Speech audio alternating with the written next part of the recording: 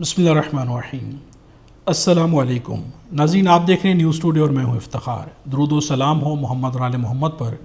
Channel پر نئے تو channel کو سبسکرائب کر لیں، بیل آئیکن بھی پریس کر لیں تاکہ اصل خبر آپ کو بر وقت مل سکے۔ شہباز شریف پر گھر کے اندر سے حملہ کیا گیا ہے۔ اب یہ حملہ کس نے کیا ہے، کس بنیاد پر حملہ کیا گیا ہے، لیکن یہ حملہ شدید ہے۔ جو حالات اس وقت چل رہے ہیں، ان حالات میں تو کم از کم یہ حملہ جو کیا گیا ہے یہ انتہائی شدید ہے۔ اب اس حملے کے پیچھے جو وجہ ہے یا اس حملے کے اندر جو الفاظ کا استعمال کیا گیا ہے، عملاً وہی چیز نظر بھی آ رہی ہے۔ دوسری جانب منیر فاروق نے ایک بڑا اعتراف کیا ہے۔ وہ خود اس سے پہلے کئی دفعہ کہہ چکے ہیں، سب جانتے بھی ہیں کہ وہ اسٹیبلشمنٹ کے بہت قریب ہیں، ان کے قاصد بھی انہیں کہا جاتا ہے، یعنی ان کی نیوز، ان کے پیغامات عوام تک پہنچا رہے ہوتے ہیں، اور اس کو وہ جو ہے سیام مانتے بھی ہیں۔ یعنی انہوں نے کبھی انکار نہیں کیا، بلکہ انہوں نے اس کو مانا ہے، وہ اقرار کرتے ہیں۔ لیکن اب جو اعتراف کیا گیا ہے، یہ اعتراف ایک بہت بڑا اعتراف ہے۔ اب انہوں نے کیا اعتراف کیا ہے، سب سے پہلے میں آپ کے سامنے ان کی سٹیٹمنٹ رکھتا ہوں۔ انہوں نے اعتراف کیا ہے کہ ذاتی طور پر آپ کو بتاتا ہوں، عمران خان کی حکومت کے پہلے ہی سال اہم منصب پر بیٹھے لوگوں نے کہا تھا کہ یہ بہت نالائق ہے، ان پر کھل کر تنقید کریں، کیونکہ don't let the dirt come to us, یعنی ہمارے اوپر گرد نہیں پڑنی چاہیے، ہمارے اوپر کوئی الزام نہیں آنا چاہیے۔ یہ الفاظ تھے۔ ایک سال میں یہ سب ہو گیا تھا، لیکن آج ایسا کچھ نہیں ہے۔ اب انہوں نے یہ بیان دیا ہے، اس میں دو اعتراف ہیں۔ ایک اعتراف یہ کہ انہیں اہم منصب پر بیٹھے لوگوں کی جانب سے پیغام دیا گیا کہ عمران خان نالائق ہیں، ان پر تنقید کریں، اور منیر فاروق نے ان پر تنقید کی۔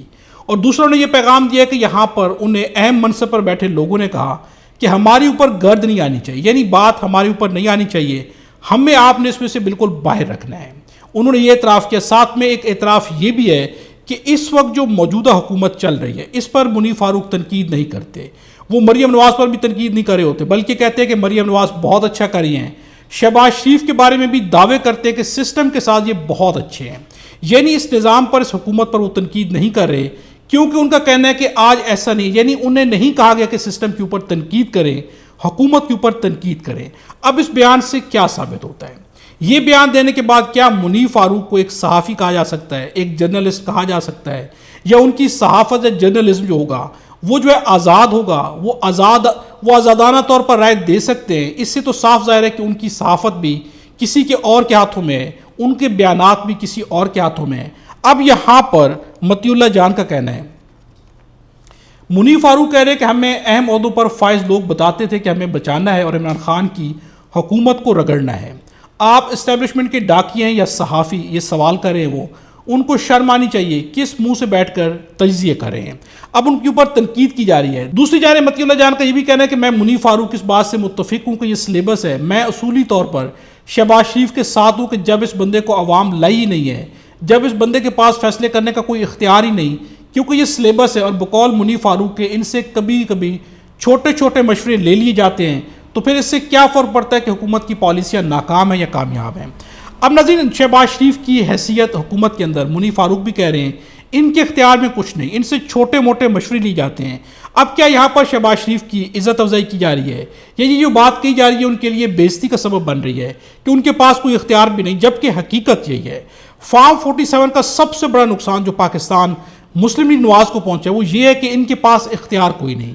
سامنے جتنے بھی برے کام ہو رہے ہیں ان کے کھاتے میں آ رہے ہیں، جتنے بھی اچھے کام ہو رہے ہیں ان کا کریڈٹ کوئی اور لے رہا ہے۔ ان کی سیاست بھی ڈوب گئی ہے، عوام کے اندر ان کی آنے والی نسلوں تک بھی عوام کسی کو ووٹ نہیں کرے گی، یعنی مکمل طور پر سیاسی طور پر یہ لوگ ناکام ہو چکے ہیں۔ اب اس کے بعد میں آپ کے سامنے سب سے اہم خبر رکھتا ہوں کہ شہباز شریف پر گھر کے اندر سے حملہ کیا گیا ہے۔